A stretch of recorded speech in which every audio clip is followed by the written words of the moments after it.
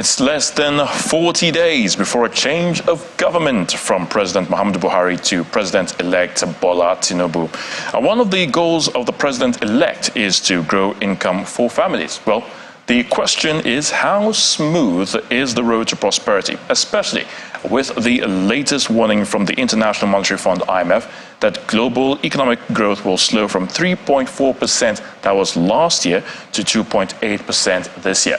Well, Babajide Ogunsanya, founder of Leadership by Data and Channels Television's data analyst, is here to give us an insight into this. Great to have you, Babajide, on the News at 10 once again. Good evening, Ayo. All right, starting off very quickly, how easy or is it difficult, will it be to attract investments that can create jobs for this economy? Now, that's a big question. Thinking about investments, especially looking at how attractive is Nigeria's current situation, looking at what has happened within the last 8 years. For me, before we take a look at the numbers, here's how I would describe it. I'll keep our focus on this. What we've seen in the last 8 years, Ayo, is that every time Nigeria seems to move to attract investors, every time we want to attract investments, there's something around Nigeria that keeps scaring investors away. And that is the situation. Each time we try to attract investments, that is what the numbers show. We move investors away. Now, the evidence also shows that each time investors come to Nigeria, based on our policies, based on our legal system, there is something, Ayo, about Nigeria that even though investors want to come in, you might call it odor, you might call it magic.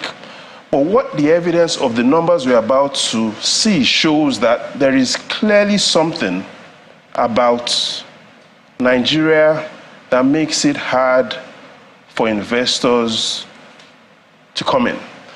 Let's take a look at what exactly has happened within the last 8 years, especially that key number, foreign direct investment, because that is patient capital. That is money that is here to stay. And looking at the facts from the central bank, from the National Bureau of Statistics, their facts shows that since 2014, we have not gotten to the level of foreign direct investments that we were. In simple terms, in 2014, total foreign direct investment, patient capital, that got into Nigeria, $2.2 billion.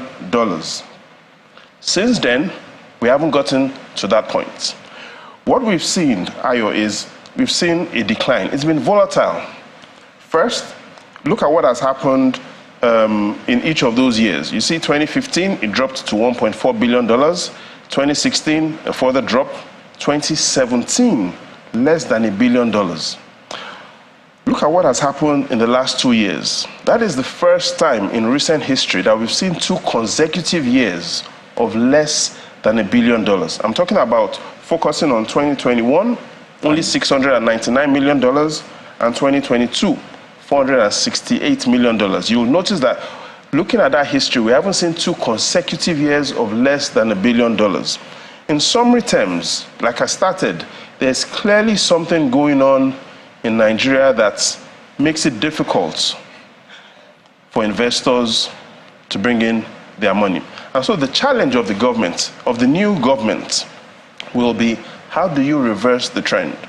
We've seen President Buhari, as he's leaving, try to attract investments, but what has clearly happened is the investments are not coming in. Which brings the next question. How does the rise or fall of foreign investment indeed affect the common man, the ordinary citizen? One major thing, Ayo, is the foreign direct investment, that patient capital. When the foreigners come in, or when the foreign investment comes in, it's meant to be used, especially in those productive sectors. You bring in a lot of billions of dollars, you set up factories, you set up jobs, you bring in a lot of equipment, you employ locals. And so what we've seen in most developing and developed economies, there's a correlation between the amount of investments you attract, foreign direct investments, and the growth of the economy. So in other words, when you attract more investments, your economy grows. When your economy grows, businesses that you own and some of the businesses, small SMEs, will be able to hire more people and create prosperity for the nation. But as long as investors are being pushed away, then the jobs will not come and the prosperity will not happen. Let's also take a look at these facts, looking at exactly, is Nigeria a bus stop, or has Nigeria become, or is Nigeria a destination?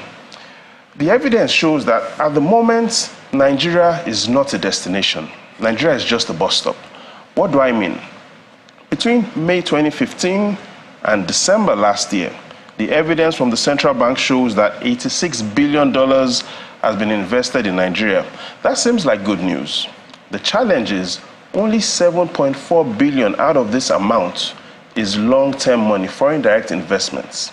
In simple terms, though $86 billion has come in since President Buhari was sworn in 2015, less than 10% of that amount is long-term capital, what we classify as foreign direct investment. A lot of that money is short-term money, people coming in and trading, money that is not coming to stay. And that is why, based on these numbers, it looks like Nigeria is a bus stop rather than a destination. People do not see Nigeria as a destination for finance, they just see it as a bus stop on your journey to where the money is going. Which brings the next question. What then should be Nigeria's investment priority? I mean, which countries should Nigeria be looking at in terms of, making investments or bringing in investments? The challenge is the countries that Nigeria has been looking at are the reasons why the investments are down. So where our hope lies is where the problem lies. Here's what I mean. The UK and the United States, the United Kingdom and the United States traditionally contribute the most to investments that comes into Nigeria. But let's take a look at what has happened in the last decade. And that is the question the president-elect needs to answer. What will he tell investors differently that President Buhari did not say? Let's focus on these numbers because this is very critical. In 2014, approximately $11 billion came in from the United Kingdom. What happened 4 years after? Only $6 billion. In simple terms, only $6 billion was invested in Nigeria that came in from the United Kingdom. And what happened 4 years after? Last year, only $2.7 billion. The summary is, we've seen that decline of investments. The numbers are telling us that the investors from the UK do not see Nigeria as attractive as it was in history. Same thing in the US. 2014, $3.7 billion came in 2014. Based on the numbers we have last year, we've seen the decline, only $287 million. So the summary is, where the investments traditionally come from, UK, US, the investments are not coming from there. So will the president-elect need to learn Ching Ching Chong, some other new language to be able to attract investments? It will all find out. But we'll definitely find out. We'll all find out. But the challenge is Nigeria needs to stop pushing investors away, and investors need to find a way to attract Nigeria. That is what we're looking at. I will definitely leave it at that. Babajide Ogunsanwo, thank you so much for your thoughts on the news at 10. The pleasure is all mine, Ayo.